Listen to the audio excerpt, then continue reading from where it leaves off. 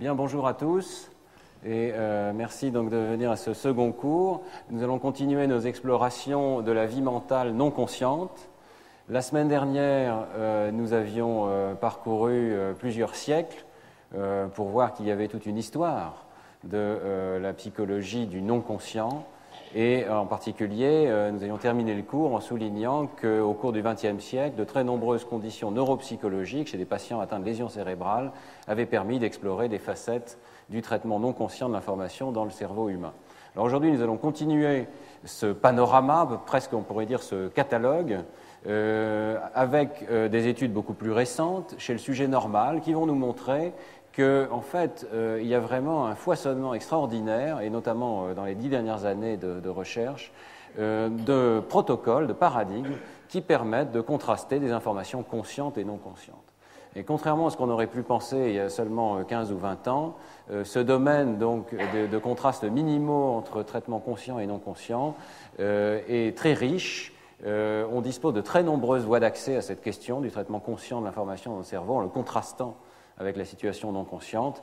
Et donc, en réalité, on n'est pas du tout limité sur le plan expérimental dans ces études. On est plutôt limité sur le plan conceptuel, mais les paradigmes expérimentaux sont extrêmement nombreux.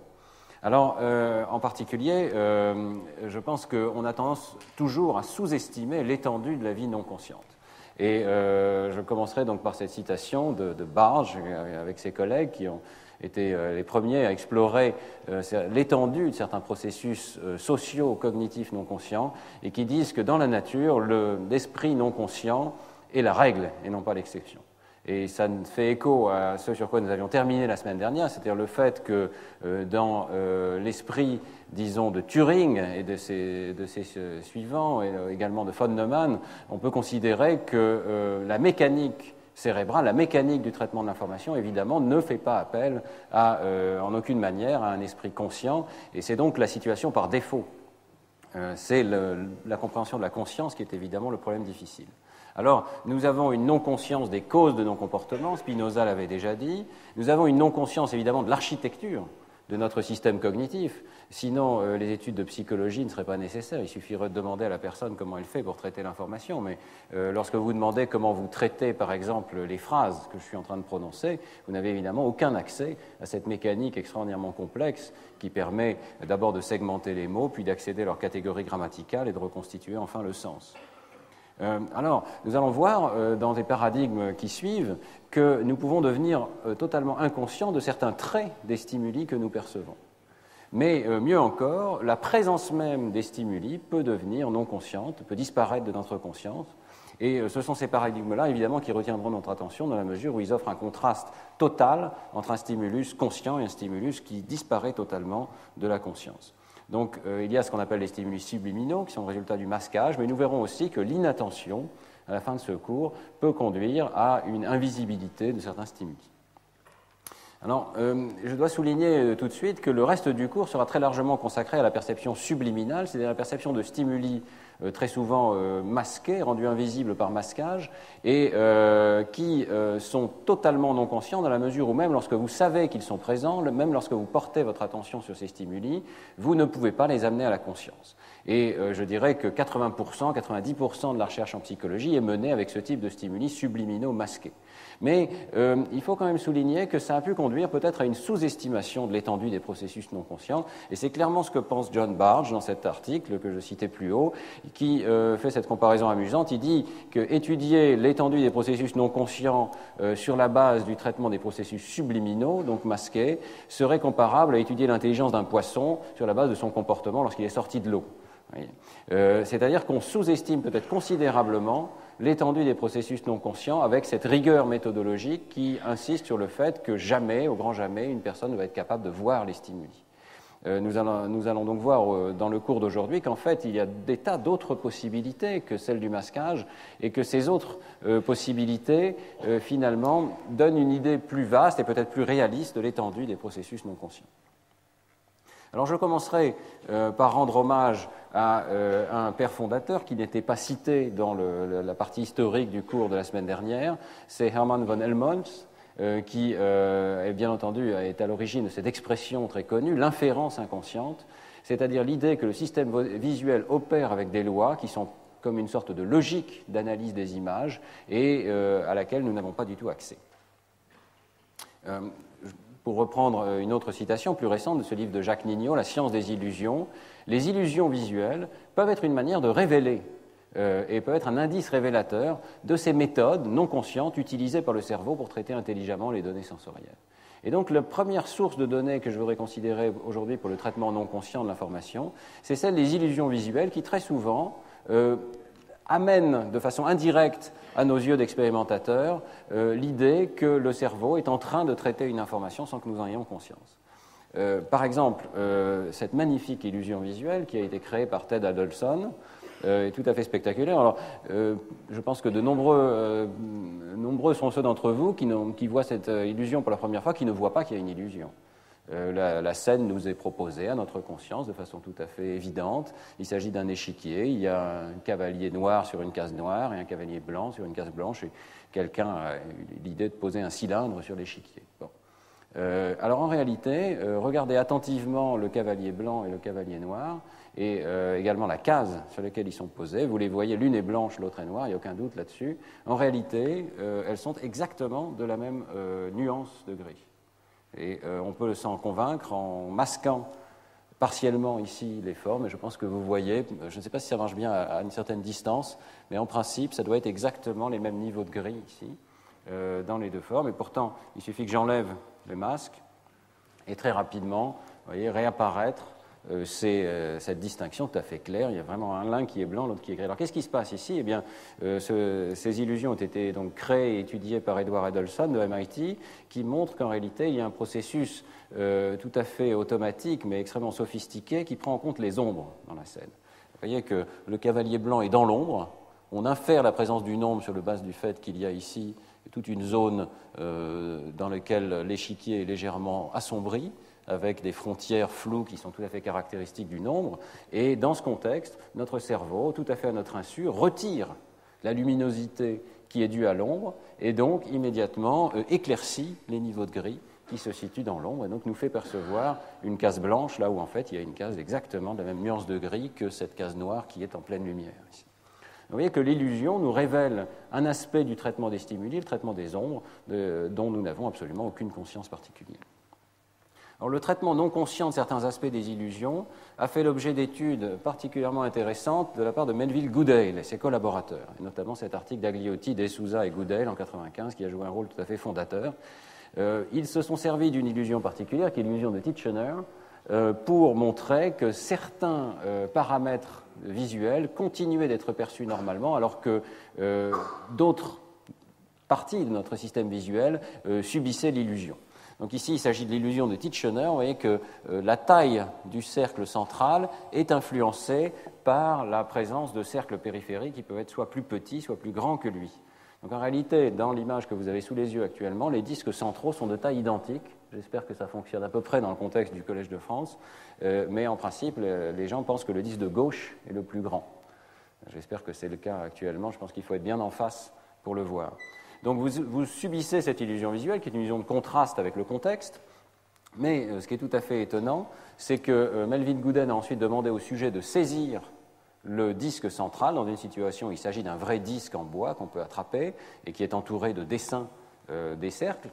Et il a montré que si l'on mesure avec une télémétrie la pince manuelle qui est utilisée par les sujets pour aller attraper l'objet, eh bien la main du sujet s'adapte à la taille réelle de l'objet. Donc, elle ne subit pas l'illusion, et c'est particulièrement clair dans l'exemple suivant. Ici, j'ai ajusté la taille des disques de manière à ce qu'ils soient de taille différente, mais qu'ils vous paraissent subjectivement identiques. Donc, si on demande au sujet, et on peut éventuellement lui demander avec les mains, de rapporter la taille qu'il a perçue, eh bien, il perçoit ici des tailles absolument identiques. Pourtant, si on lui demande d'aller saisir les objets, la pince manuelle s'adapte à la taille réelle de l'objet, sa taille physique, et non pas sa taille perceptive.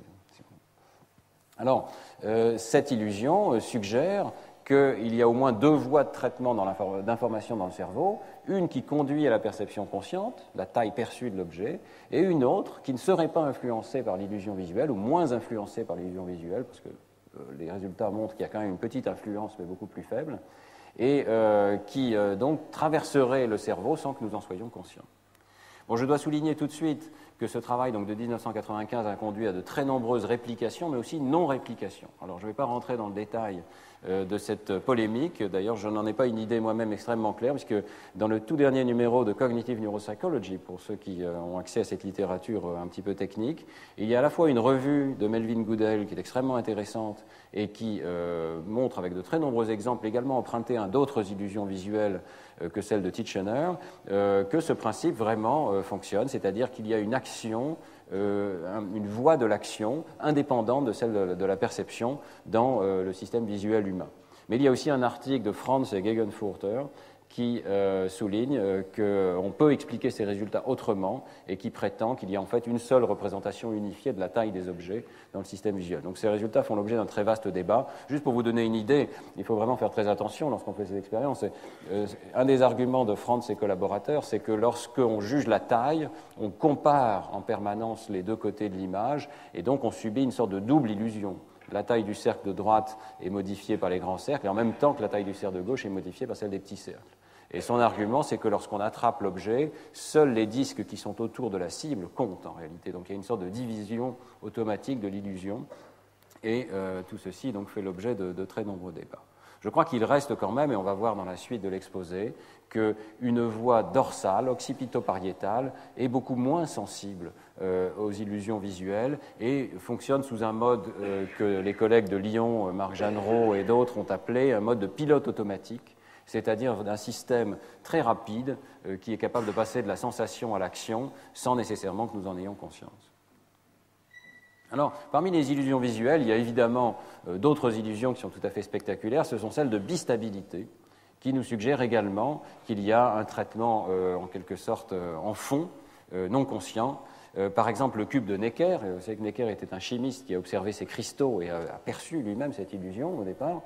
Donc, sur ce cube, vous devriez pouvoir percevoir deux interprétations possibles de la scène, l'une dans laquelle cette face du cube est devant et l'autre dans laquelle elle est derrière, et les deux interprétations alternent.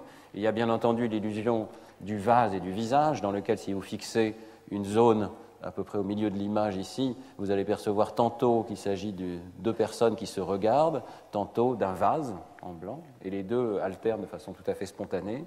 Et puis, d'autres types d'illusions. Peut-être on a un petit problème technique ici. Tant pis, je crois. Ici, il s'agissait d'une illusion de mouvement, donc ça devrait bouger sous vos yeux. On fait alterner une image dans laquelle, en diagonale, il y a deux disques comme ça, et puis l'image suivante, le disque est ici, le disque est ici. Vous voyez qu'il y a deux interprétations possibles. Soit celui-ci est passé là, et celui-ci est passé là, soit il y a eu mouvement horizontal, et donc celui-ci est passé ici, et celui-ci est passé ici, et votre cerveau alterne entre ces deux interprétations qui sont également plausibles pour la scène visuelle. Toutes ces situations suggèrent que le stimulus qui est invisible à un instant donné, par exemple les visages lorsque vous voyez le vase, eh bien, il est néanmoins représenté dans le système visuel puisqu'il est susceptible d'entrer en compétition avec le stimulus visible. Il y a donc deux interprétations possibles. L'une accède à la conscience, mais pendant ce temps-là, l'autre reste comme une sorte de tâche de fond qui est capable d'entrer en compétition. Et ceci, évidemment, ici est présenté sur des exemples tout à fait particuliers, des images, je dirais, faites main, taillées à la main, mais un autre grand principe qui a joué un rôle tout à fait fondamental dans l'histoire des recherches sur la conscience, la rivalité binoculaire, permet en fait de rendre invisible par compétition n'importe quelle image. Par exemple, si vous présentez à l'œil gauche une image de rayure inclinée vers la droite, comme ici, et à l'œil droit une image de rayure inclinée dans l'autre sens, eh bien vous allez avoir une rivalité binoculaire entre les images présentées aux deux yeux qui fait qu'une image va remplacer l'autre, puis l'autre va remplacer l'une. Et ceci peut avoir lieu à différents niveaux. Vous pouvez le faire, par exemple, comme ça a été fait par Kamitani et Tong, avec des visages. Donc vous pouvez avoir dans un œil l'image d'un visage, dans l'autre œil l'image d'une maison. Et le stimulus est donc un stimulus absolument constant, dans lequel il y a en permanence ces deux images présentées aux deux yeux. Et pourtant, la perception est celle d'une alternance. Tantôt vous voyez le visage, tantôt vous voyez la maison, tantôt vous voyez le visage, tantôt vous voyez la maison. Donc votre système visuel ne peut pas se fixer sur une représentation particulière et alterne entre les deux. Vous pouvez, malheureusement, je ne peux pas vous faire ressentir directement ces illusions. J'ai essayé dans ce cours vraiment de donner le plus d'exemples possible où on peut ressentir sur soi-même ces illusions. Ici, il faudrait avoir des lunettes colorées pour pouvoir percevoir ces stimuli présentés aux deux yeux. Mais vous pourrez essayer à la maison avec les stimuli qui sont très nombreux sur Internet. On peut donc jouer avec sa propre perception. Alors, il y a une loi tout à fait caractéristique qui a été décrite, qui est une loi gamma, qui caractérise la durée des transitions, la durée de chaque épisode, si vous voulez, de perception. C'est-à-dire que les stimuli vont alterner suivant une alternance qui n'est pas vraiment reproductible, qui est stochastique, et la durée de chacun des épisodes va être tirée, disons, plus ou moins au hasard à partir de cette loi. Ce qui est intéressant, c'est qu'on dispose de plusieurs indices que le stimulus qui n'est pas vu à un instant donné continue d'être traité.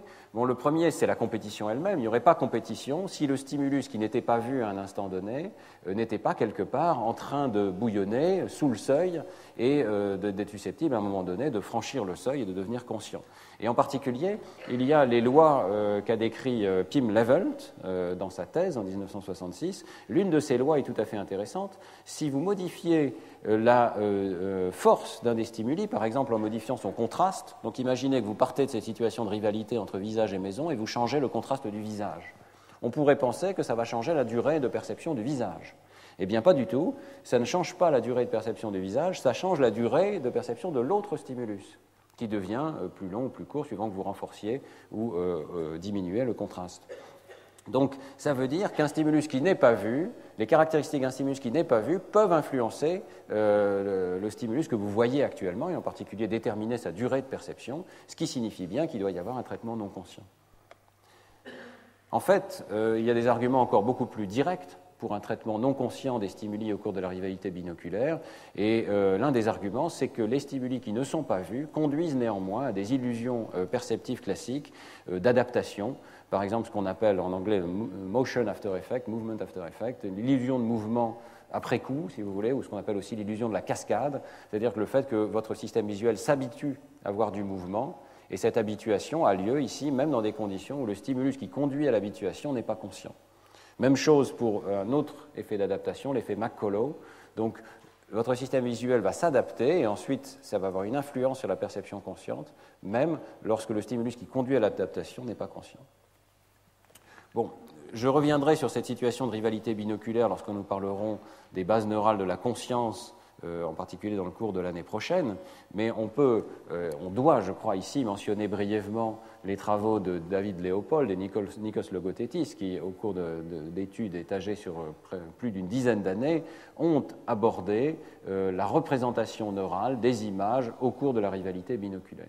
Et en particulier, ils ont enregistré des neurones dans diverses aires du système visuel du singe au cours de cette situation de rivalité binoculaire avec un animal qui est entraîné à rapporter manuellement s'il est en train de percevoir l'image A ou l'image B. Vous voyez qu'on peut avoir un rapport conscient même chez un animal.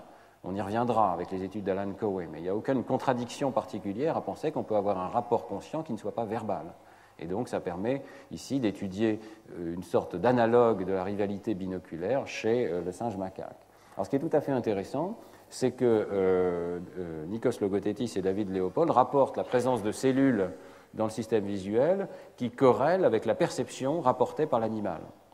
Donc, vous avez des cellules qui entrent en décharge et dont la décharge diminue en fonction, ou en corrélation, si vous voulez, avec ce qui est rapporté comme étant perçu par l'animal. Donc, lorsque l'animal perçoit le stimulus préféré par la cellule, eh bien, la cellule se met à décharger de façon augmentée, et tout ceci, évidemment, alors que le stimulus est rigoureusement constant. Donc, les fluctuations de la perception rapportée par l'animal, et que nous percevons, nous, en tant que primates humains, eh bien, correspondent à des oscillations dans les neurones du système visuel. Les neurones, la proportion de neurones qui corrèlent avec la perception de l'animal augmente à mesure qu'on monte dans la hiérarchie visuelle. Et vous voyez en particulier qu'il y a pratiquement 90% des neurones des aires visuelles de la voie ventrale avancée, disons, du cortex inférotemporal et du sillon temporal supérieur, qui entrent en corrélation avec la perception de l'animal. Donc on peut dire que la perception commence à être représentée de façon explicite par le taux de décharge de ces neurones. Mais puisque nous sommes dans le cours sur le non-conscient cette année, il est tout aussi intéressant de souligner l'inverse de cette proportion, qui est le fait que, en particulier dans les étapes précoces du système visuel, vous trouvez de nombreux neurones qui reflètent la réalité objective et non pas la réalité subjective, et qui reflètent donc un traitement non conscient de l'image qui, à un instant donné, n'est pas perçue. Et donc, dans V1, dans V2, dans V4 et dans l'aire MST en particulier, vous trouvez de nombreuses cellules qui soit ne sont pas modulées du tout par la perception consciente et donc reflètent, comme je l'ai dit, l'objectif, ou vous trouvez même, et c'est assez surprenant et toujours pas complètement expliqué, vous trouvez des cellules qui augmentent leur taux de décharge lorsque leur stimulus préféré est le stimulus non conscient, qui n'est pas vu par l'animal, qui n'est pas rapporté par l'animal. Et ça, c'est assez curieux, et ça signifie bien qu'il y a effectivement une représentation active, et même, je dirais, suractive, du stimulus qui, à un instant donné, n'est pas perçu consciemment dans cette situation de rivalité binoculaire. Donc, clairement, une situation de non-conscience induite par une compétition entre images et dont on peut montrer pourtant qu'il y a une représentation dans le système de l'image non consciente. Alors, cette situation de rivalité a conduit à toutes sortes de variantes qui sont devenues des paradigmes expérimentaux majeurs pour la psychologie récemment. Vraiment, au cours des années 2000, on a vu une explosion de ces recherches. Et en particulier, un nouveau paradigme est apparu qui s'appelle en anglais flash suppression, la suppression par un flash, que je décris ici, qui a été publié donc dans la revue Neurone en 2003. C'est extrêmement simple. On prépare donc un stimulus binoculaire, le sujet fixe sur une croix de fixation, mais on a la possibilité de présenter des stimuli différents à chaque œil. On va présenter une cible à l'un des yeux et ensuite une sorte de masque, de fond, si vous voulez, qui peut être, suivant les expériences, monoculaire dans l'autre œil, dans le même œil, binoculaire. Et ce qui est important, donc, c'est qu'il y a un flash très soudain de cette image du fond, qui recouvre en quelque sorte la scène.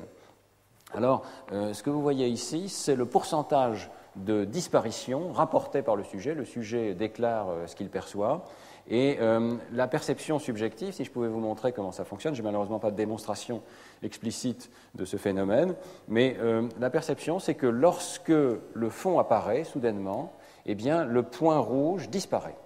Il disparaît totalement de la perception, alors qu'il est encore présent sur l'image et alors qu'il n'est pas directement recouvert, vous voyez, par le fond. Et en particulier, il disparaît de façon la plus massive possible lorsqu'il y a un stimulus monoptique ici, c'est-à-dire que le fond apparaît dans un œil alors que la cible apparaît dans l'autre œil. Il y a également une disparition quasi totale lorsque le fond est dioptique alors que la cible est présentée de façon monoptique. Ce sont les deux conditions qui conduisent à une disparition quasi totale, pratiquement à chaque essai, de la perception de la figure qui est présentée au départ. Donc, il y a une suppression par compétition soudaine dans le système visuel d'une perception qui était présente au départ. Alors, ce paradigme a été à nouveau modifié par Tsuchiya et Kor, qui proposent une version continue de ce phénomène, qu'on appelle Continuous Flash Suppression. L'idée est de continuer à générer ce type de flash, mais en permanence, dans un œil, de manière à ce que la perception dans l'autre œil soit en permanence en compétition et perde finalement systématiquement cette compétition. Et donc, vous pouvez créer une situation ici où vous avez un damier coloré qui est présenté à un œil et qui change en permanence, qui clignote en permanence, peut-être toutes les 100 millisecondes. Et dans l'autre œil, vous pouvez présenter une image parfaitement statique, par exemple ici un visage exprimant une certaine émotion, et vous allez créer des conditions telles que ce visage peut être présenté pendant plusieurs dizaines de secondes et néanmoins totalement non perçu par le sujet, parce que ce qui gagne la compétition pour la conscience, c'est systématiquement l'image clignotante, rapide, avec des flashs permanents, qui est présentée à l'autre œil. Donc, on arrive ici à une situation extrêmement intéressante où un stimulus durable, présent en permanence, complexe, peut être présenté sans qu'il soit pour autant conscient. Alors évidemment, on peut se demander si ce stimulus est complètement éteint ou si l'on peut encore trouver des traces de son traitement dans le cortex. Et nous avons la réponse avec un article de Nature Neuroscience de 2005 de Fang et He, qui ont étudié les activations corticales évoquées par des stimuli rendus invisibles par la rivalité binoculaire. Le paradigme est relativement simple. On va contraster des images d'objets, présentées à un contraste assez bas, avec des images mélangées. les mêmes objets. Vous voyez qu'on part de cette image d'un objet, comme je pense que c'est un accordéon, là, et puis on va donc mélanger les petits morceaux de l'image de manière à obtenir cette image où l'objet est totalement méconnaissable, on ne le reconnaît plus du tout. Et l'idée, évidemment, c'est que notre système visuel va faire un traitement plus élaboré lorsqu'il voit de vrais objets que lorsqu'il voit ces images de contrôle. Mais l'astuce ici va consister à présenter ce contraste, donc objet versus non-objet, dans un contexte où, en fait, l'ensemble de ces images est totalement invisible parce que dans l'œil dominant, on présente ces images mouvantes de contraste extrêmement variables qui donc effacent la perception de l'image de l'autre œil. Donc ici, la perception du sujet, c'est représenté de façon un petit peu grossière ici. Le stimulus étant mélangé entre ceci dans un œil et ceci dans l'autre œil, ce que vous percevez, c'est uniquement ce stimulus-là et l'objet est complètement effacé de la perception. On peut évidemment faire un contraste contrôle dans lequel il n'y a pas de compétition. Dans l'autre œil, on va présenter un stimulus vide, donc qui n'entre pas en compétition particulière. Et dans ce cas-là, vous percevez tout à fait normalement soit l'objet, soit l'image mélangée. Et vous allez donc, de cette manière, pouvoir faire la même soustraction des activations cérébrales dans un contexte où cette soustraction est non consciente et dans un contexte où cette soustraction est consciente. Alors, voilà, ils font alterner des périodes dans lesquelles soit l'objet est présent, soit l'objet mélangé est présent, alterner avec des simples périodes ici en grille de fixation. Donc, on va pouvoir voir le signal s'allumer et s'éteindre en réponse à un stimulus qui est conscient ou qui n'est pas conscient. Alors, la première chose très simple que montre cet article, c'est que lorsque vous faites ce contraste, donc objet versus objet mélangé, comme a été rapporté d'ailleurs de très nombreuses fois dans la littérature, vous observez des aires visuelles à la fois de la voie dorsale, ici jusque dans le sillon intrapariétal, et de la voie ventrale du cerveau, dans cette région qu'on appelle le LOC, le lateral occipital cortex, le cortex occipital latéral, et jusque dans les aires temporales ventrales. Ces deux sortes de régions s'activent plus lorsqu'on voit un objet que lorsqu'on voit une image mélangée qui sert de contrôle. Bien. Ce qui est très intéressant, c'est que cette activation continue dans une certaine mesure d'être présente, même lorsque les images sont rendues invisibles par rivalité binoculaire. Donc, en gris, ici, vous avez la courbe d'activation dans un bloc dans lequel on présente les objets intacts par rapport au bloc d'objets mélangés. Vous voyez que l'activation augmente pour les objets intacts. En gris, ce sont les images conscientes, et vous voyez qu'elles conduisent à la fois à une activation dans le système dorsal et dans le système ventral. Et alors, ce qui est tout à fait intéressant ici, c'est de constater que dans le système dorsal en particulier, les images totalement invisibles, le sujet a l'impression de voir en permanence simplement des points qui clignotent, ne voit pas les objets, eh bien ces images invisibles conduisent à une activation qui est pratiquement du même niveau que les images visibles. Toujours cette idée que la voie dorsale fait un travail extrêmement automatique, finalement, qui est peu corrélé, ou peut-être pas corrélé du tout dans certains cas, avec la perception consciente des sujets. Donc, vous voyez ici, quand on compare les activations dans la voie dorsale et dans la voie ventrale, dans la voie ventrale, ça fait une énorme différence de voir les images consciemment ou de ne pas les voir consciemment. Dans la voie dorsale, ça ne fait pas une immense différence. Et Fang et He vont un petit peu plus loin, puisqu'ensuite ils changent la nature des images et ils montrent que ça fait une grosse différence de voir des images d'outils qui conduisent évidemment à un sens de la préhension et donc à un sens de l'action, et de voir des images de visage. Donc ici, vous avez l'activation causée par les outils à droite, et ici l'activation causée par les visages. Vous voyez que pour les visages, il y a pratiquement, dans cette situation de rivalité binoculaire particulière, pratiquement aucune activité détectable, ou très peu d'activité détectable au visage invisible, que ce soit dans la voie dorsale ou dans la voie ventrale.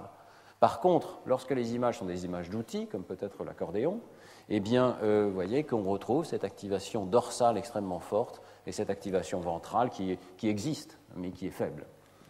Donc, conclusion, il y aurait dans la voie occipito-pariétale du cerveau un système de passage vers l'action extrêmement efficace, largement indépendant de la conscience, qui persiste même au cours de la rivalité binoculaire, alors que la voie ventrale, elle, présente une corrélation beaucoup plus forte avec la conscience des sujets, même s'il peut y avoir encore un tout petit peu d'activation résiduelle dans cette situation d'invisibilité.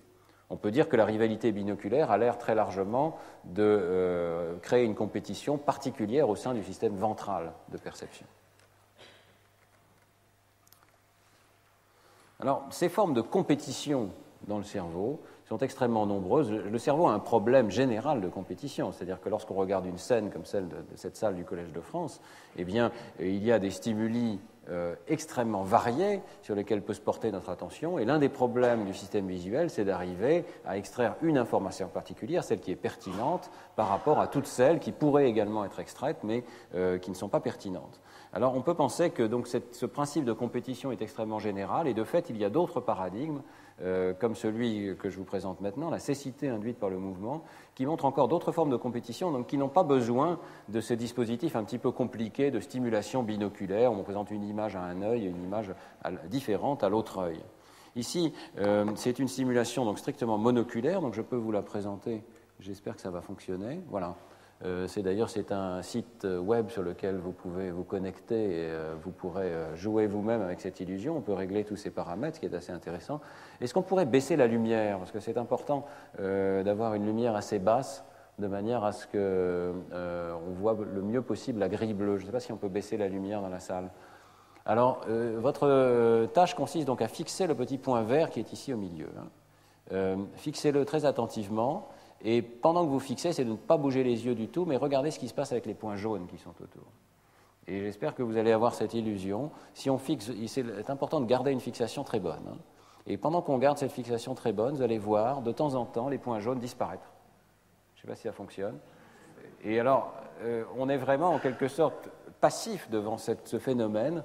Les points jaunes, on a l'impression que les points jaunes s'en vont, parfois reviennent. Si vous clignez les yeux, par exemple, ils reviennent instantanément. Parfois ils disparaissent tous, parfois il n'y en a que 2 ou 1 qui disparaissent. Et toute cette animation est créée par votre système visuel, puisque les points jaunes sont parfaitement fixes sur l'écran. Voilà. Donc il se passe quelque chose de très particulier ici, qui est une forme de compétition entre la grille qui passe sur l'écran, qui stimule toutes les régions du système visuel, et ces points qui restent absolument statiques, et que le système visuel finit par effacer notre perception. Alors, qu'est-ce qui se passe exactement dans ce contexte? Donc, voilà le site web où vous pourrez vous connecter pour jouer avec cette illusion. J'en profite pour souligner d'ailleurs que l'ensemble du cours est disponible sur le site web du Collège de France, et grâce à des avancées technologiques cette année, l'ensemble du cours est disponible en vidéo également, ce qui vous permet de le suivre à distance ou si vous ratez un cours, par exemple. Alors, quelle explication peut-on proposer à cette invisibilité tout à fait curieuse créée par le mouvement? Eh bien, il y a une interprétation tout à fait récente qui vient de paraître, qui est due à Brian Scholl et son collaborateur, qui est l'idée d'un scotome perceptif. L'argument qui est proposé est le suivant, c'est que notre système visuel a un problème permanent, c'est d'arriver à distinguer quels sont les stimuli qui viennent réellement du monde extérieur et quels sont les stimuli qui viennent du capteur lui-même. Imaginez une caméra sur laquelle, à un moment donné, il y aurait, je ne sais pas, un morceau de feuille morte qui se colle sur la caméra. Sur une caméra électronique normale, eh bien, ça crée un scotome sur l'image, on voit apparaître un point noir sur l'image. Il semblerait que notre système visuel soit plus sophistiqué que la caméra, et ce que propose Brian Scholl, c'est que notre système visuel dispose d'un système qui efface de la perception des images qui seraient tellement fixes que le système visuel, au bout d'un certain temps, peut les attribuer non pas à la scène extérieure, qui doit changer en permanence puisqu'on bouge nos yeux, et peut attribuer ce percept à finalement un mauvais fonctionnement du capteur lui-même. Donc on créerait par cette illusion une situation artificielle où, en quelque sorte, ces objets fixes correspondraient à ce que le système visuel interprète d'habitude comme des anomalies de son propre fonctionnement. Ça pourrait être par exemple un vaisseau sanguin qui se trouve mal placé, ça pourrait être une anomalie de réfringence particulière à un moment donné qui créerait donc une anomalie fixe par rapport au globe oculaire, et ceci donc serait interprété très tôt dans le système visuel comme quelque chose qu'il faut supprimer de l'image, et donc on aurait affaire ici à une sorte de processus de restauration de l'image visuelle qui efface de notre perception certains aspects qui peuvent être attribués au capteur lui-même. Bon, c'est une interprétation trop récente, je dirais, pour qu'on puisse vraiment considérer qu'elle est avérée, mais je la trouve extrêmement intéressante. Ça sous-entend que oui, notre système visuel, qui est le résultat de l'évolution darwinienne, incorporerait toutes sortes de mécanismes adaptatifs utiles pour nettoyer l'image, et certains d'entre eux conduisent à ces illusions visuelles d'invisibilité. Alors, il n'y a pas que la compétition. On ne va pas dire que le système visuel fonctionne uniquement sur un mode compétitif. Il y a évidemment des situations où, au contraire, les images, par exemple perçues par les deux yeux, se renforcent mutuellement et conduisent à un percept unifié. Et ici, ce travail de Montoussy et Zecchi presque, je dirais, en dual de ce qui a été fait sur la rivalité binoculaire, utilise cette notion de fusion binoculaire pour créer une nouvelle situation d'invisibilité. L'idée est assez simple, on va présenter à nouveau des images différentes aux deux yeux, donc ça pourrait être l'image qui est vue dans l'œil gauche et l'image qui est vue dans l'œil droit. Alors peut-être pour commencer par cette situation de stimulation identique dans les deux yeux, évidemment si vous voyez une maison verte sur fond rouge dans l'œil gauche et la même image dans l'œil droit, votre perception est celle d'une maison verte sur fond rouge, tout à fait normal. Donc les deux stimuli se renforcent. Maintenant imaginons que dans l'œil gauche vous ayez la maison verte sur fond rouge, mais dans l'œil droit vous ayez la maison rouge sur fond vert. Si les contours sont rendus un petit peu flous, de sorte que des microsaccades ne permettent pas vraiment de percevoir les frontières de ces images, dans des conditions de contraste habilement réglées, eh bien, vous pouvez trouver des situations où la fusion des deux images vous fait percevoir pas du tout une maison, mais tout simplement un champ absolument vide, jaune, qui correspond donc à la fusion des deux couleurs qui ont été proposées. Donc vous avez là une situation où chaque œil reçoit une image, chaque œil reçoit en fait la même image, au contraste de couleurs près, c'est la même forme, mais les deux images s'annihilent mutuellement et conduisent à un percept d'absence d'image. Dans la situation de Montoussi et Zecchi, dans l'article de PNAS, ils prétendent avoir obtenu une situation radicale de perception ou de non-perception. Bon, il semblerait, d'après les travaux de Aaron Scourger, qui est au laboratoire maintenant, qui a mené ses travaux à Princeton, qu'en fait ce ne soit pas très facile de répliquer cette condition vraiment radicale d'un changement de la perception. Vous voyez ici, les sujets rapportent 100% de perception dans le cas où il y a la même stimulation des deux côtés et pratiquement 0% de perception dans le cas où il y a des perceptions de contraste de couleurs opposées dans les deux yeux. Bon, il semblerait que ce ne soit pas si facile de répliquer ce contraste radical, mais c'est clair que le contraste existe, peut-être de façon un petit peu moindre. Et alors, ce qui est tout à fait intéressant, c'est qu'ensuite, Montoussi et Zecchi font l'imagerie cérébrale de cette situation. Vous voyez qu'à une recombinaison près, les images sont les mêmes dans les deux cas, mais la perception est radicalement différente dans les deux cas. Et ils trouvent que les activations cérébrales qui sont massives pour les visages et pour les maisons, qui sont massivement différentes aussi, qui sont présentes dans le cas conscient, donc ce sont les colonnes de gauche ici, continuent dans une très large mesure d'être présentes dans la voie ventrale lorsqu'il y a absence de perception de la part des sujets, le sujet ne percevant que l'image fusionnée qui est vide. Donc il semblerait que le système visuel spécialisé dans la reconnaissance des visages, dans la reconnaissance des objets que sont les maisons, dans la reconnaissance des scènes visuelles, eh bien, puisse continuer de faire son travail dans une large mesure sur les images monoculaires, alors que ce qui est perçu, c'est une fusion où ces images disparaissent. Ça sous-entend qu'il faut aller chercher au-delà de ces étapes de traitement dans la voie ventrale visuelle, ce qui pourrait être le corrélat de la conscience. Nous y reviendrons très longuement à nouveau l'année prochaine, mais je pense qu'il faut aller chercher vers les régions antérieures du cerveau pour trouver un corrélat authentique de la perception du sujet. Alors, dans les domaines de la compétition entre images, nous arrivons maintenant à ce paradigme donc, qui a joué un rôle tout à fait essentiel, qui a vraiment conduit à la perception subliminale au sens le plus strict, c'est le paradigme de masquage.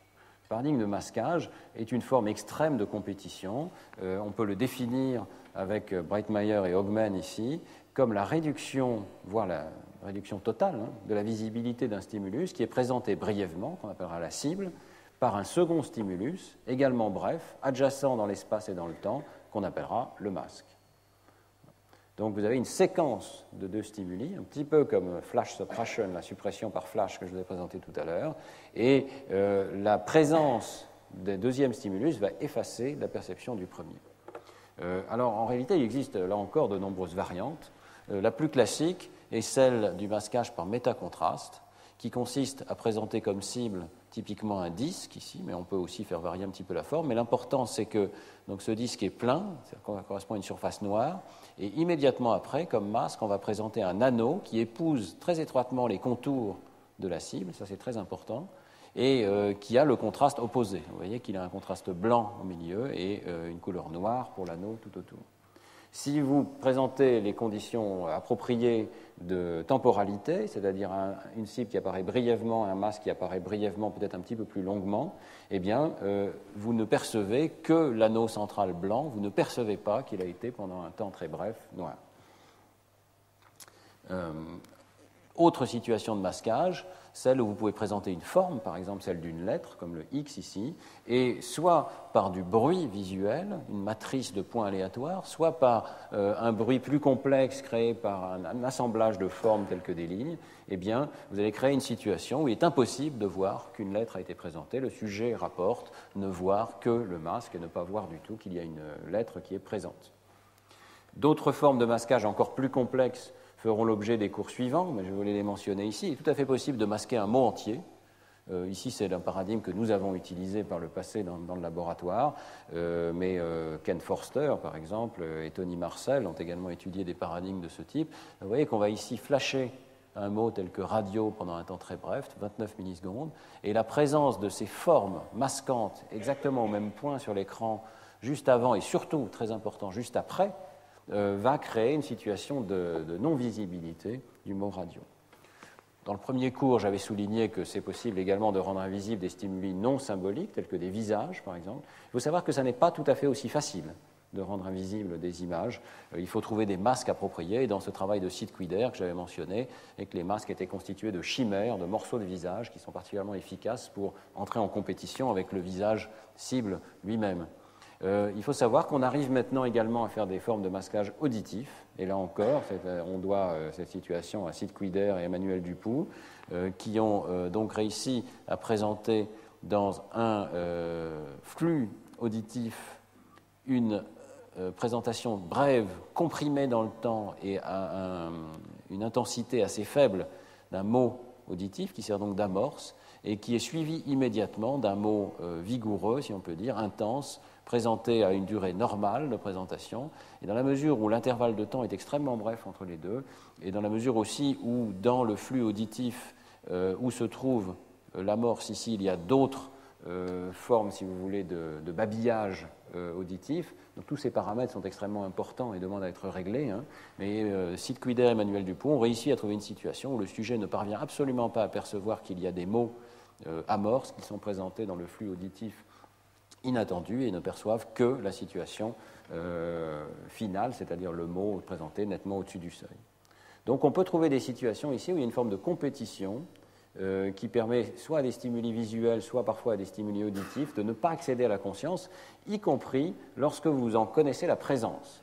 Ce qui caractérise, je dirais, cette situation de masquage, c'est que même si vous êtes au courant de la manipulation, vous savez exactement tout ce qu'il y a à savoir sur la nature du stimulus, et donc l'expérimentateur lui-même peut le vérifier, même s'il a programmé l'expérience, vous faites attention au moment précis où se trouve la scène visuelle qui est masquée. Cela n'améliore pas vos capacités de perception, ou en tout cas, on peut trouver des conditions telles que le stimulus reste exactement invisible, même lorsqu'on est au courant de tous les paramètres de stimulation. Donc, comme je le disais au départ, c'est la situation qui a été naturellement privilégiée. En psychologie cognitive, c'est une sorte de situation un petit peu idéale où vous avez un stimulus qui, même après 300 essais, même chez une personne qui est informée, reste strictement invisible et inaccessible à la conscience. Alors, la littérature sur ce sujet est assez complexe. Pour ceux qui travaillent sur le sujet, je recommande très vivement le livre de Breitmeyer qui s'appelle Visual Masking et qui décrit en grand détail les études sur ce sujet. On peut dire très brièvement plusieurs choses importantes sur le masquage. Premièrement, on distingue plusieurs formes de masquage suivant l'effet qu'a le délai entre l'objet qui est présenté et le masque. Et vous avez un masquage qu'on appelle de type A, historiquement, c'est la classification de Colors, dans lequel le pic de masquage se situe lorsque les deux objets sont présentés simultanément. On pourrait penser, c'est assez intuitif, que ce serait la situation standard, je dirais, de masquage, c'est-à-dire lorsque les deux objets arrivent exactement en même temps, l'un sur l'autre, si l'on peut dire, eh bien on pourrait penser que c'est là qu'on obtient toujours le maximum d'invisibilité du stimulus. Mais de façon assez curieuse, en réalité, la situation peut-être la plus fréquente, c'est celle d'un masquage de type B, ou d'une combinaison des deux, c'est-à-dire qu'en fait, c'est à des délais positifs, lorsque le masque vient après la cible, que l'on obtient le masquage maximal. C'est-à-dire que la perception des sujets chute brutalement à un délai qui peut être relativement élevé, par exemple de l'ordre de 50 millisecondes, typiquement. Voilà un exemple de données tirées du travail de Hogman, rapporté dans le livre donc, de Breitmeyer et Hogman, dans lequel vous avez deux manières différentes de mesurer l'effet d'illusion de masquage ici. L'une consiste simplement à rapporter sur une échelle à quel point le stimulus cible était brillant ou pas, quel était son contraste, et l'autre consiste à ajuster un deuxième stimulus pour l'ajuster à la perception du premier. Et dans les deux cas, vous voyez que la perception du contraste du stimulus masqué chute brutalement lorsque le délai, alors c'est un terme technique en psychologie qu'on utilisera souvent, ce qu'on appelle le SOA, en anglais Stimulus Onset et Synchrony, donc c'est simplement le délai dans l'arrivée du stimulus, dans le début du stimulus masque par rapport au stimulus cible. Donc lorsqu'on fait varier ce délai ici horizontalement, vous voyez que c'est un délai de l'ordre de 50 millisecondes entre la cible et le masque qu'on obtient le maximum d'invisibilité. C'est une courbe qui n'est pas encore complètement expliquée. Il y a de nombreuses théories du masquage. Nous y reviendrons par la suite, mais il faut essayer d'expliquer ça comme une forme de compétition dans le temps où un stimulus qui vient après le premier peut en quelque sorte rattraper le premier et effacer la perception du premier. Ici, je voudrais citer brièvement quelques paramètres qui semblent essentiels pour ces phénomènes de masquage. Lorsqu'on est amené à faire des expériences sur le masquage, il faut savoir qu'on est amené à régler toute une série de paramètres qui ne sont pas seulement l'intervalle de temps entre les stimuli, mais aussi le contraste des stimuli, la nature fine des stimuli. Il est assez utile d'utiliser comme masque des stimuli qui utilisent par exemple les mêmes traits visuels que la cible que l'on cherche à masquer. Et on peut évidemment faire varier la durée individuelle de chacun des objets, que ce soit la cible ou le masque. Donc il y a une espèce d'espace de paramètres manipulable qui est assez grand, et des études psychophysiques ont essayé de déterminer qu'est-ce qui compte dans cet espace de paramètres. Alors il semble qu'une des variables clés soit le rapport d'énergie entre la cible et le masque, l'énergie étant la durée du stimulus multipliée par son intensité, qui, d'après la loi de Bloch, correspond à un paramètre crucial dans la perception de l'énergie globale, si vous voulez, du stimulus visuel. Donc, à un certain rapport d'énergie donné entre le masque et la cible, va correspondre à un certain niveau de perception du stimulus. Et lorsqu'on fait varier, par exemple en faisant varier la durée de présentation du masque, ce rapport d'énergie, on peut obtenir des changements assez considérables du masquage. Alors, ici, c'est une expérience paramétrique que je trouve particulièrement belle et intéressante, qui est à nouveau rapportée par Breitmeyer. Vous voyez que, à nouveau, sur l'axe des X, ici, vous avez l'intervalle de temps entre la cible et le masque, et en paramètres, vous avez la durée du masque. Alors, il est clair qu'un masque qui dure 1 milliseconde, pratiquement, ne conduit pas à des phénomènes de masquage. Vous voyez que, quel que soit l'intervalle de temps entre la cible et le masque, il y a pratiquement une perception constante. Par contre, dès que vous augmentez un petit peu la durée du masque, ici 2 millisecondes, puis 4 millisecondes, vous voyez apparaître un phénomène de masquage tout à fait important, précisément aux alentours de 50 millisecondes. Ici, le pic est à 50 millisecondes. Et puis, à mesure que vous augmentez la durée du masque, vous avez un déplacement de la courbe vers des délais de plus en plus courts. Autrement dit, même les délais courts, lorsque le masque est de durée suffisamment importante, commencent à souffrir du masquage. Et vous avez un déplacement de la courbe d'un masquage de type B à un masquage de type A, ce qui pourrait vouloir dire qu'à durée de masquage important, la compétition commence à se produire à des étapes de traitement de l'information de plus en plus rapides dans le cerveau, si vous voulez, et peut-être à une compétition à des niveaux de traitement différents. Donc vous voyez que le phénomène est assez complexe. Et il suggère que s'il y a compétition dans le cerveau, la compétition ne va pas se produire à un moment bien précis, mais va se produire en fait tout au long d'une série d'étapes dans lesquelles on peut considérer qu'il y a une sorte de course entre la cible qui est rentrée en premier, le masque qui est rentré en deuxième, mais qui étant plus intense, ayant une énergie plus grande, soit parce qu'il a un contraste plus grand, soit parce qu'il a une durée plus grande, va finir par gagner cette compétition. Alors, comme je vous ai présenté des phénomènes finalement différents ou des manières de rendre invisible une information qui sont assez différentes, en particulier la rivalité binoculaire et le masquage, eh bien, on peut se demander, c'est un questionnement assez récent, est-ce que toutes ces formes d'invisibilité finalement correspondent au même genre de phénomène, ou bien est-ce qu'il y a une sorte de taxonomie à faire des processus de non-conscience, et au sein même du système visuel, est-ce qu'on pourrait faire une sorte de hiérarchie entre des formes d'invisibilité qui se situeraient à un niveau très précoce du traitement de l'information et d'autres formes d'invisibilité qui se situeraient à un niveau plus élevé du traitement de l'information. C'est la question que pose Breitmeyer, à nouveau, dans un article récent de Vision Research en 2008. Et il fait une expérience qui est tout à fait amusante. Il consiste à se demander, est-ce qu'on peut masquer le masque? Est-ce qu'on peut effacer la perception du masque? Alors, il y a eu d'autres expériences de ce type, mais je voudrais vous présenter celle-là en particulier, parce qu'elle met donc en contraste le masquage d'un côté et la rivalité binoculaire de l'autre. L'idée est assez simple, on va présenter comme cible des disques qui peuvent être amputés, soit vers le haut, soit vers le bas, soit pas du tout, et le sujet doit rapporter donc l'identité de cette cible, qui a trois possibilités ici. Et puis de la même manière, il y a des masques qui consistent en des disques, des anneaux qui entourent la position de la cible, donc qui vont créer un masquage par métacontraste et qui peuvent être à nouveau entiers ou amputés du haut, amputés du bas. Donc ça, ce sont les cibles pour le sujet. Le sujet doit rapporter l'identité de la cible ou, dans d'autres expériences, l'identité du masque. Mais alors l'idée qui est intéressante ici, c'est est-ce qu'on peut rendre le masque moins visible, voire totalement invisible, par rivalité binoculaire? Donc ce que fait Brettmeyer ici, c'est de créer une situation où la cible est présentée dans un œil, par exemple l'œil gauche ici. En fait, elle est toujours présentée dans l'œil dominant du sujet. Le masque est présenté dans l'autre œil et le masque est entouré de grilles ici qui, vous voyez, peuvent être identiques dans les deux yeux, dans une situation de non-rivalité dans laquelle les deux yeux conduisent à une perception homogène, ou dans une situation de rivalité où les deux grilles conduisent à des interprétations opposées, et donc il va y avoir une rivalité entre les deux yeux, et si cet œil-ci est l'œil non dominant, c'est celui qui va perdre la compétition la plupart du temps. L'idée qu'il y a derrière cette expérience, c'est que la rivalité binoculaire va entraîner une compétition qui va faire que le masque va très souvent perdre cette compétition et donc ne va pas être perçu, va subir cet effacement par la rivalité binoculaire. Et la question, c'est une fois que le masque a perdu la compétition, est-ce que du coup le phénomène de masquage cesse? Est-ce qu'on démasque à ce moment-là le percept?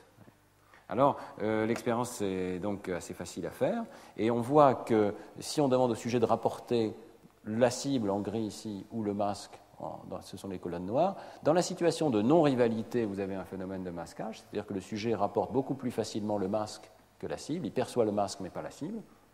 Dans la situation de rivalité, c'est exactement l'inverse, le sujet ne perçoit plus le masque convenablement, mais du coup, la cible est démasquée, et vous voyez qu'on révèle à ce moment-là l'identité de la cible. Donc, vous voyez bien aussi que des changements aussi mineurs montrent bien qu'il y a en fait toujours un traitement de l'information dans le cerveau. Mais surtout, ils nous révèlent une forme de hiérarchie, c'est-à-dire que le masquage serait plus tardif, finalement, comme phénomène, que la rivalité binoculaire, de sorte qu'une rivalité binoculaire peut modifier les paramètres qui vont ultérieurement conduire à ce qui est masquage ou ce qui n'est pas masquage. Donc on voit apparaître un début de hiérarchie qui suggère que la rivalité binoculaire est un phénomène plus précoce que ne le serait le phénomène de masquage.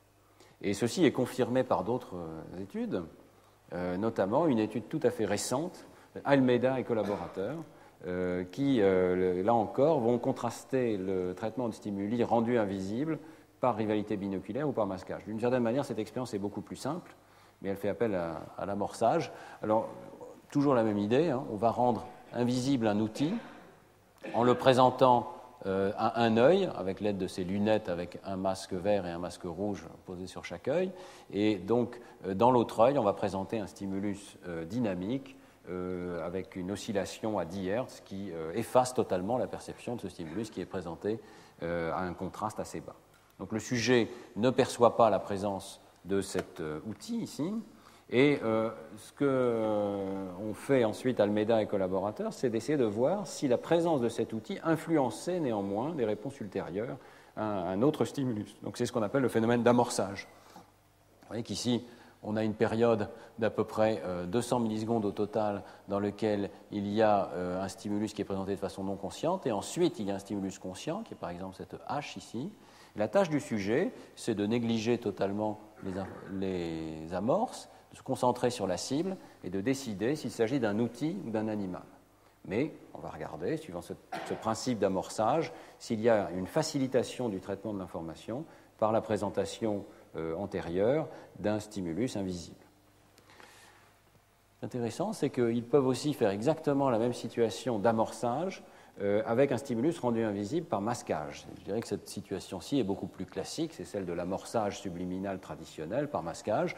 On va tout simplement flasher l'une des images pendant une durée très brève, donc ça peut être un outil ou un animal, et ensuite il va y avoir un masque qui, par sa durée, par son contraste, est conçu pour rendre invisible l'image qui précède. Vous avez deux formes d'invisibilité. Du point de vue du sujet, c'est très similaire. Le sujet perçoit qu'il y a une cible, qu'il doit classifier en outil ou en animal, précédée d'un stimulus qui est perçu comme étant un nuage de points qui bouge très brièvement. Pourtant, les résultats sont assez différents. Et ça corrobore ce que je vous ai montré au début de ce cours, c'est-à-dire qu'il semble que les outils et les autres images ne soient pas traitées de la même manière. Lorsque les images sont effacées par continuous flash suppression, par la suppression continue, donc cette situation de rivalité binoculaire, eh bien, on observe un effet d'amorçage, mais l'amorçage n'existe que pour les outils.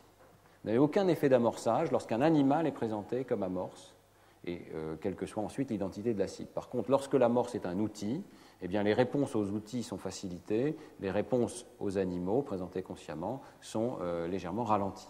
Et ça crée une différence entre les deux. Donc c'est la différence entre ces deux conditions de congruence et d'incongruence qui vous est présentée ici. Vous voyez que c'est un effet qui se mesure en millisecondes. Donc on retrouve ce que je vous avais décrit au premier cours, c'est-à-dire l'idée que ces paradigmes d'amorçage subliminal conduisent à des effets extraordinairement faibles. On accélère la perception et le traitement du stimulus cible d'environ 15 millisecondes. Mais cette accélération n'existe que pour les barres grises, c'est-à-dire que pour les images d'outils présentées de façon invisible, et n'existe pas lorsque les images invisibles sont des images d'animaux.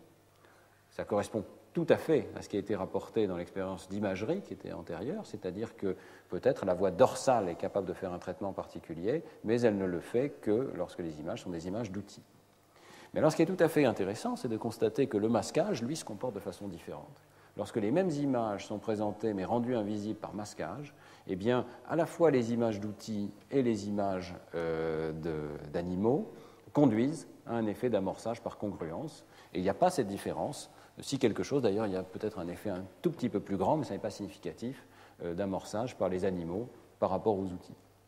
Donc vous voyez que les images d'animaux sont rendues invisibles, mais également éteintes du point de vue du phénomène d'amorçage par la rivalité binoculaire. Elles sont rendues invisibles, mais elles continuent d'avoir un effet subliminal lorsqu'elles sont rendues invisibles par le masquage. Et ça correspond bien à l'idée que le masquage laisse passer un petit peu d'informations dans le système ventral, alors que la rivalité binoculaire peut-être éteint complètement ce traitement de l'information. Donc on retrouve de façon très différente, avec des méthodes très différentes, la même conclusion qui a été obtenue par Breitmeyer dans l'article précédent, c'est-à-dire que le masquage semble laisser aux images invisibles, je dirais, un petit peu plus d'étendue dans le traitement de l'information, les laisse aller un petit peu plus loin, et ça peut se traduire par des effets d'amorçage plus forts dans le cas du masquage que dans le cas de la rivalité binoculaire. C'est important parce que quand on cherchera à créer des contrastes minimaux entre stimuli conscients et non conscients, eh bien on aimerait que ce contraste soit minimal pour la bonne raison, c'est-à-dire qu'on soit vraiment en train de tester la frontière la plus fine possible entre stimulus conscient et stimulus non conscient. Et il semble que la rivalité binoculaire ne soit peut-être pas le paradigme le plus adapté pour cela, dans la mesure où la rivalité binoculaire, je dirais, tue ou interrompt le traitement de l'information à un niveau qui est peut-être trop précoce, ou plus précoce en tout cas, que ne peut l'être le masquage. Alors, je vais terminer ce cours avec une conclusion provisoire, qui est donc, comme je viens de vous le dire, on a une variété de processus qui rendent invisible l'information, et que le masquage et la rivalité binoculaire en sont, disons, les facteurs les plus dominants, ceux qui sont utilisés dans la majorité de la littérature, mais que peut-être ils n'interviennent pas au même niveau de traitement. Il faut souligner que ce cours n'est pas terminé, je ne suis pas arrivé au bout de la variété des processus d'invisibilité que je voulais vous décrire, et qu'il existe encore d'autres formes d'invisibilité qui interviennent plus tardivement à un niveau attentionnel. Aujourd'hui, nous sommes concentrés sur des formes d'invisibilité qui dépendent très peu de l'attention, c'est-à-dire que même lorsque vous êtes informé de l'existence du stimulus, vous continuez de ne pas le percevoir, et même lorsque vous n'y faites pas attention, vous continuez d'avoir des effets de traitement de l'information. Et donc je repousse à la semaine prochaine la deuxième partie de ce cours, où nous verrons qu'il existe encore bien d'autres formes d'invisibilité, peut-être encore plus spectaculaires, qui sont créées non pas par le stimulus lui-même, mais par une interaction entre le stimulus et votre attention. l'instruction attentionnelle qui est donnée, en détournant l'attention d'un paramètre du monde extérieur, rend ce paramètre invisible. Mais nous verrons que dès qu'on restaure l'attention sur le paramètre pertinent, et donc par exemple dès l'essai suivant, vous revoyez le même stimulus, et ce qui était invisible la première fois devient visible la deuxième. Et c'est ce qu'on appelle donc la cécité inattentionnelle, ou le clignement de l'attention, le fait que l'attention finalement a une capacité limitée qui ne laisse entrer qu'une fraction de l'information. Tout ceci donc pour la semaine prochaine. Je vous donne rendez-vous mardi prochain à 9h30 et je vous remercie de votre attention.